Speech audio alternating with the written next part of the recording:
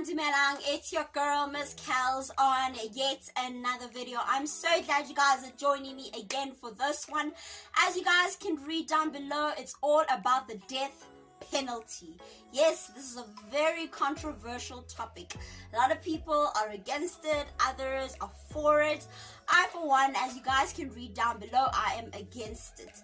And I know I'm going to be child for this. Like a lot of my videos that I have posted, some people have come into my DMs and said, you are talking. So I'm like, you know what, it's fine. I don't care. I'm just expressing my opinion. But before I get started with the video, as per usual, I have to say, don't forget to like, don't forget to subscribe, don't forget to comment, don't forget to share, and of course, hit the notification bell so each time I post a video, you, yes you, know about it.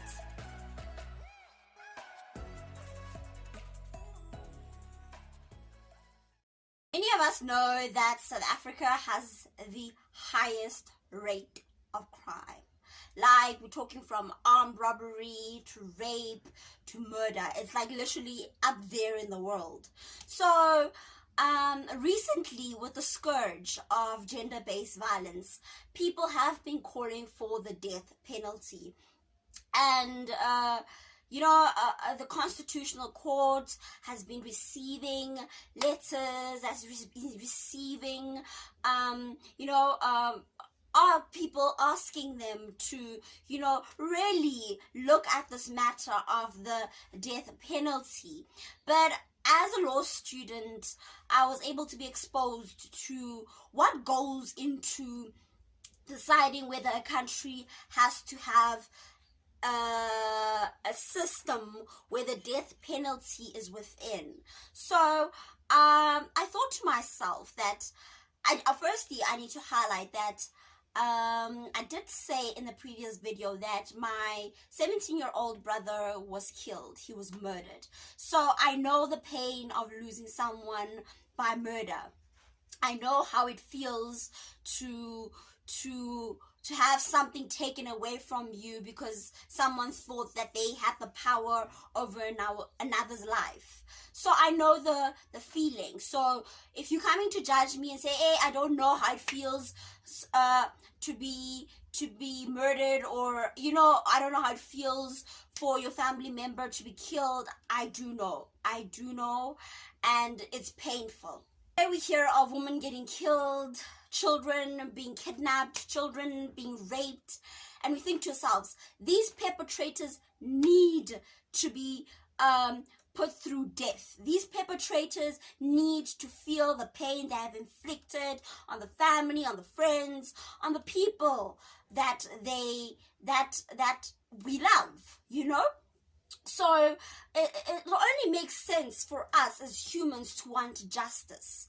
But again, the Constitution, which governs us, it's the rule of law, it's above everything else, states that everybody has a right to life, which is Section 11. Right. So Section 11 says we all have a right to life, whether you're the victim or the perpetrator. So now, if we bring back the death penalty, we would be infringing on Section 11 of the Constitution. But again, we say, hey, there's Section 36 of the Constitution that says rights can be limited. So why can't the right to life be limited? Now, that is a debate for a different day. My opinion on this is that if we limit the right to life, innocent people are going to die. Literally, if we bring back the death penalty, innocent people are going to die. Our justice system is failing. Without the death penalty, just like that, our justice system is failing. I mean, they just appointed, what is that woman, Gumede? Think about that. The ANC is not being held accountable for everything it has been doing. Our justice system is failing. Now think about it. If the death penalty would be brought back, how how much of a disaster this country would be. How many innocent people would have gone through that, would have died, under false allegations. Let's talk about women. Women out here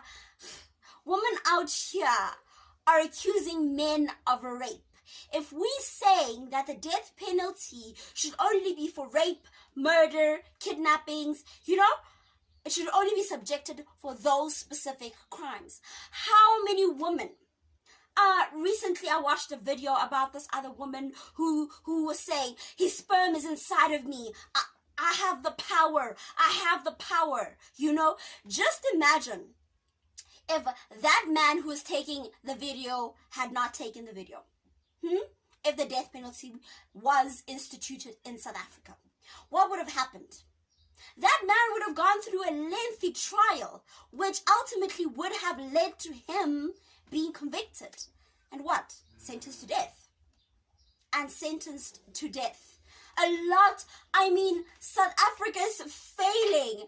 I'm going to be doing a case very soon about a young woman who was killed on my Crime Corner series. The evidence was tampered with. And one of the suspects was let loose. The other is still convicted, is still behind a bars. How is one of the suspects, gone free, after having killed this poor girl? You get what I'm trying to say? Meaning, in itself, the system is weak. So now, if we bring the death penalty, it will be a disaster. It will be a disaster. And a lot of people, I for one, would say the death penalty should be brought back if our justice system is fixed. Like first world countries such as the United States and certain states in the US have the death penalty. But I assure you, before they decide, trust me, that before the jury decides that this person is going to be on death row, so much investigation has gone through that. So much proof from witnesses, so much cross-examination, so much has been done to ensure that the person they have is actually the right person. When we look at cases from the past, yes, there are still few cases where a person is on death row and they keep saying they're innocent, right? So America is not perfect. Literally, it's not perfect. But if America, a first world country, is not perfect and sometimes still kills innocent people, what do you think South Africa is going to do? What do you think South Africa is going to do? So, for me personally, I know a lot of people are going to have a lot of backlash, say a lot of women have been killed. That guy, that coward of a man called, what is that? Luyanda Botha, should have gotten the death penalty. Yes, the likes of him should have gotten the death penalty. But at how many other people's expense? Right. So, another person that said to me is that in war, there are casualties. In a war, there are casualties, which is true. But are you willing for your brother to be the casualty? Are you willing for your sister to fall under that? Think about it. What if your sister defended herself, right, from her husband, right, and her husband was about to murder her?